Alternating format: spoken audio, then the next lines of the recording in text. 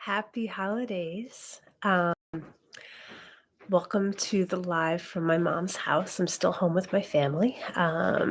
And today we're going to do a deep dive on Rumi's Guest House. It is my favorite poem. The poem is written out in the description of this video so that you can read along with me. And I love this work of Rumi's because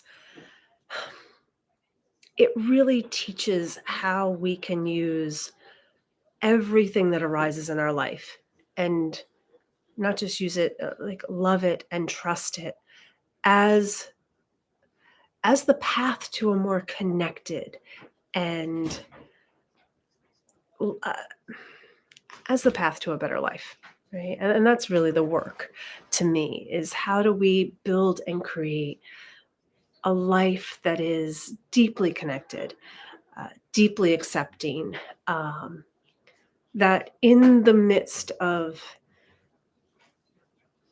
inevitable suffering, inevitable pain, loss, uh, as Rumi alludes to in the poem, shame, malice. How do we live in the midst of that? And I know for myself, just looking at what's going on in the world, I had a wonderful holiday with my family and, singing and laughing and, all that kind of stuff. And the reality of the absolute pain and suffering that's going on elsewhere in the world right now is unbelievable to me, right? And part of what I love about a Zen practice, because ultimately I'm a Zen practitioner and I teach and I work from a Zen perspective, and I'm at home with my family, so there's random noises coming on. um, Sorry, but yeah, that uh, one of the pieces about Zen is sorry if you can hear background noise. Um, that one of the things that I really love about the Zen practice and the Zen philosophy is that it was actually born, Zen in particular as a form of Buddhism, was born during a civil war. And the population in China during this time of when they actually called it the golden age of Zen, um, it was a 10-year civil war called the An Lushan Revolution, and 2 out of every 3 people died. In the span of just 9 years, the population went from 54 million to 17 million. Everyone lost everything. The poets of the time wrote of how, you know, um, all of the buildings and the houses and the farms are gone. All that remains are mountains and streams, right? The burning and the loss and the suffering, and it was just endless. It went on for a decade. And this was considered the golden age of Zen because other either philosophical or religious practices would try to either understand things, talk about the right or wrong of things, would try to go off and go to some place of bliss or other understanding, or try to make sense of it. And none of it actually worked because at the end of the day, the relentless suffering maintained. So the Zen masters of the time taught people to just look right at it. Look at reality. Don't turn your head. And also don't try to figure it out. Don't try to fix it or solve it or even understand it. Just look at it from your belly, from your body, and let the natural right action arise.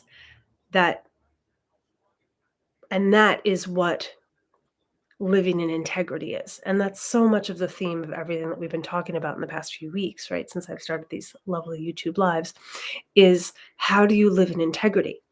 And it's not in the absence of suffering, it's in the midst of it. And that's what so many of the wisdom teachers who I've come to admire and follow, um, they talk about the reality of existence. They don't talk about some bliss place outside of it.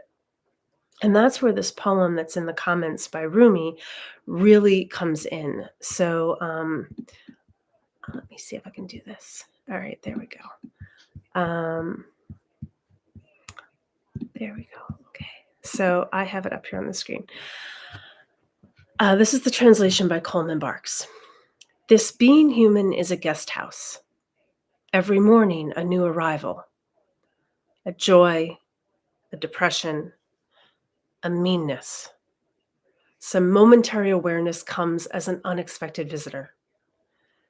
Welcome and entertain them all, even if they're a crowd of sorrows who violently sweep your house empty of its furniture. Still, treat each guest honorably. The dark thought, the shame, the malice. Meet them at the door laughing. Invite them in. Be grateful for whoever comes, because each has been sent as a guide from beyond. Um, so this poem just goes right there, right? This being human is a guest house. And I know I've alluded to this in the past, but especially at this time of the holidays, when so many of us are a guest house or are guests in other people's houses, right?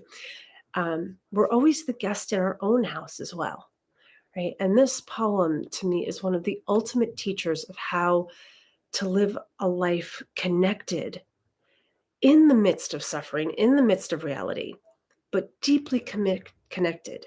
Um, this is to me what love and trust is. I don't have to like it, right? Well, let's go to the ultimate. Well, not the ultimate. I mean, there's so many different things, right? Like um, a coworker lies and betrays you and throws you under the bus. A significant other leaves or cheats on you. Um, a neighbor steals from your home. Uh, a person is uh, killed in a war, right? And the reality that the transitory nature of things and people and life becomes so stark. Um, how do you love and trust that? How? Right? It's so painful. This is the welcoming in, right? Meet them at the door laughing, maybe not laughing, but like almost with a warm smile, like, oh, okay, you're here. This is reality. Meet it. Meet reality. That is the entire point of a Zen practice, is meeting reality. It's why I've all the different types of practice that I've encountered and tested in my life. Zen is the one I come back to because it's about meeting reality. And here's the thing, I don't know what reality is. And it doesn't say I have to like reality. There's a difference between like and love. Love, as I talked about in the class from 2 weeks ago, love is respecting it, trusting it, honoring it. Does not mean liking it, right? So, if I'm married and my partner cheats on me, I'm not going to like that, right? And I'm not even going to actually I might not respect that that's what happened. Like, how do you respect that? But I'm going to respect him, that that's a choice that he needed to make for himself while still respecting myself. This is the nuance here. I'm going to trust that that's what he needed to do for himself and trust that that doesn't work for me. This is where that deep reality comes in. And it's that mutual trust that, okay, you're going to do that. And not a but, it's an and that doesn't work for me. So I need to walk away unless you decide to stop, then maybe we can try and work something out. But I love you. I trust you. I respect you as you are. And I trust that you need to do what you're doing for your life. And it makes me deeply uncomfortable. So I have to walk away until you stop. Right. I have to go take care of me and you don't have to stop. But I will walk away. If you want me in your life, I will walk away until you stop. Right. So that's the how of how, you know, um, you know, I respect that for whatever reason you had to come in the middle of the night and rob my house. I trust and honor you as a person. I'm going to meet you. And I'm going to have to call the police. And I'm going to have to change the locks on my door. and I'm going to have to get a security system, right? This is the and of the two where you must respect yourself ultimately in order to respect another person. This is why this is always an internal job. This is always a job that you do with yourself. And that's exactly what the rest of this poem speaks to. Right? This being human is a guest house. Right? Every morning, every moment, a new arrival, a joy, a depression. We've all felt that. I felt happy and I felt really sad.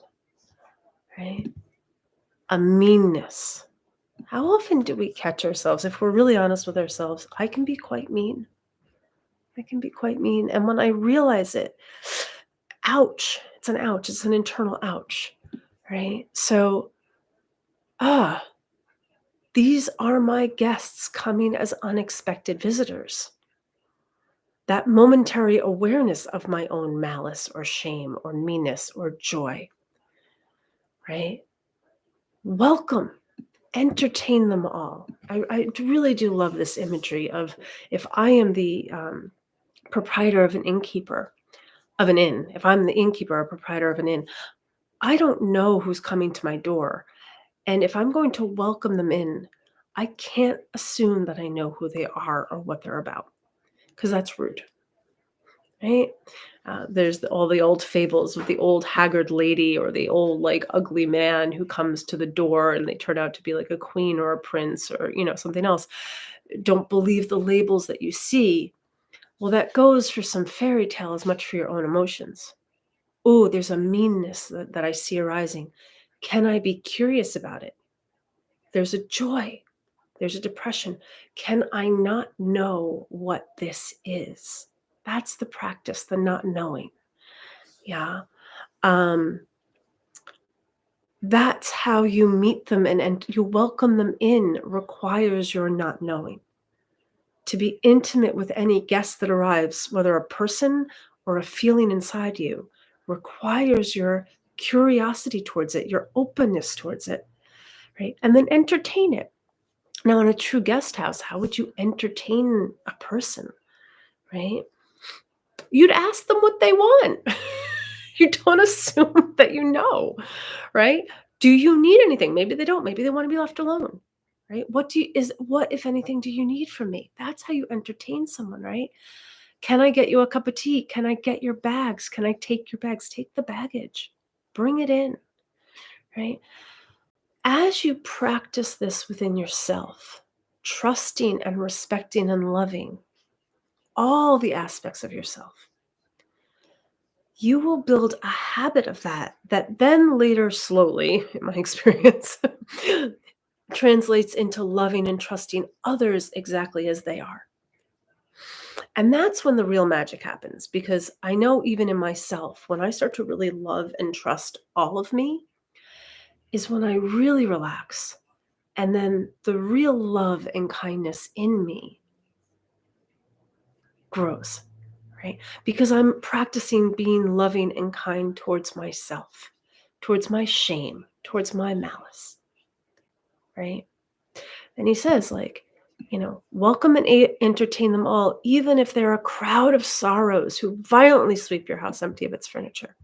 I remember one time, not too long ago, with one of my private clients, she had often suffered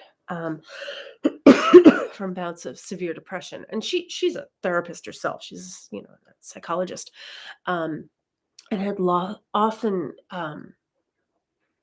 come into times of depression, right? And I think we were looking at this poem, but it was many times because we had talked about this many times, and this is part of the habit of it is you can hear it so many times before it finally clicks. And she had this moment of like, oh my God, my entire life I've been fighting the depression.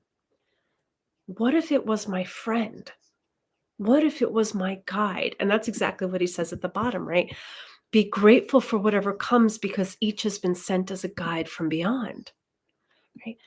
And for the first time, I remember I could actually see the physical shift in her body and herself of, oh, wait, my depression might be my friend if I have that ability to welcome it in with curiosity. don't think you know what your emotions are about. It's that knowing that actually creates the block to intimacy, right? Not knowing is intimacy. If I think I know who you are, you're what you're about, I'm being rude to you. I don't know you. I don't know myself. I don't know what I'm about. I find so much exploration in my own emotions and thoughts. And if I really get curious about them and ask them, I will have whole conversations with my body and myself. What do you need from me? What do you want? Is there anything you need from me? Do you want me to leave you alone? And at this point, almost always my body's answer is like, just love me. Just love me. Right? Meet me at the door with a smile. Love me as I am. And that practice towards myself for a long time honestly wasn't easy because it felt weird and awkward and didn't really understand how to do it. I remember, I went down rabbit holes of so many trainings and videos and watching other people and how do you do this? And I forget where I found it, but at some point I found this really beautiful way of practicing self-love. That for me, as a single woman who's never had children, um, it worked especially well, but apparently it also works excellent if you are married or have kids.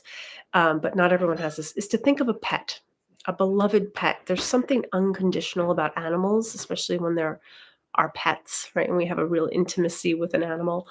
Um, think of if you have a beloved pet, and I'm sure like if you have children or other loved ones or other experiences that there are times when you'll also have this huge outpouring of love, but there's a lot of stuff with other humans, right? But with a pet, if you can bring up, I don't know, like when I think of my animals, especially when they're doing something cute or quirky, like this like enormous like sunball of like love and warmth just comes out of my heart. And the image that this teacher had was to bring up that feeling of a pet or a loved one in your heart. And then and it's like radiating outward, right, towards the animal, and just to turn it back in on yourself and to shower that sense of love on your heart, on your body, right?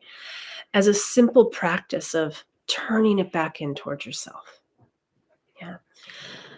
And then as you practice meeting and loving all of yourself, as this Rumi poem encourages us to do, specifically the sorrows and the malice and the shame. I really love this. That's That's the good stuff because that's the reality. We all have it. You can try to run away from it or ignore it or push it down or explain it or even try to understand it or fix it.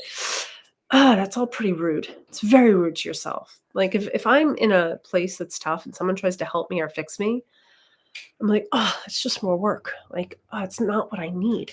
What I need is to just be like, oh, I have a dear friend who's hilarious, and she's like one of the funniest and most loving people. But what I always love about her is actually I can think of 2 good friends like this, who will just be like, "Oh, that sounds awful. Oh, man, that sucks." They just meet it. They can look at me and it's, "Oh, it sounds like that's really hard." And they're just meeting me and, like, coming back to me with confirmation of my experience of the moment, and that is just so freeing and opening and wonderful, right? And so we practice this meeting of each other then, but we start with ourselves. We practice meeting ourselves. And through that practice, you eventually then open up into more and more love, more and more trust, more and more connection to others. Because what do we like around the holidays, right? It's that sense of connection that creates joy, and it's the absence of connection that creates sorrow. The connection starts to yourself, and it's not to all the good stuff. It's the connection to the tough stuff where the real juice is. And as you practice that, then on and on, it can go out to others. And again, you don't have to like the malice in yourself or the malice in somebody else, right?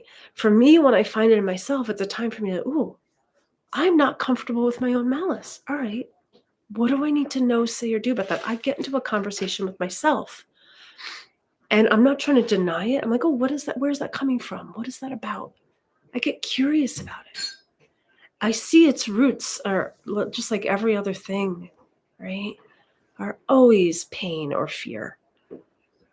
You know, I think for most, especially humans, born as we are, completely vulnerable, without fur or ability to walk or defend ourselves as little infants, the biggest core wound for I would say most all of us is abandonment.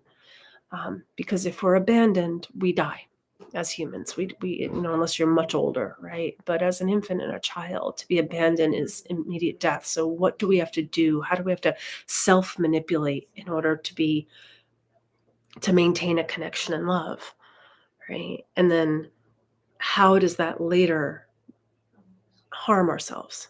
And how do we meet those ways that we learn to manipulate the world to stay safe that we might not actually like about ourselves? How do we meet them with love and honor and see them? You don't have to like it within yourself or another, but you do have to meet it and respect it and trust it. You trust yourself. Eventually, you do learn, and in all of its weirdness, to trust the world. And again, we're at 12:01. Time is up. But the key here, and this is a big tenet within Zen, is not knowing. If you think you know what it's about, whether it's an emotion, a person, yourself, existence, the world, you're lost.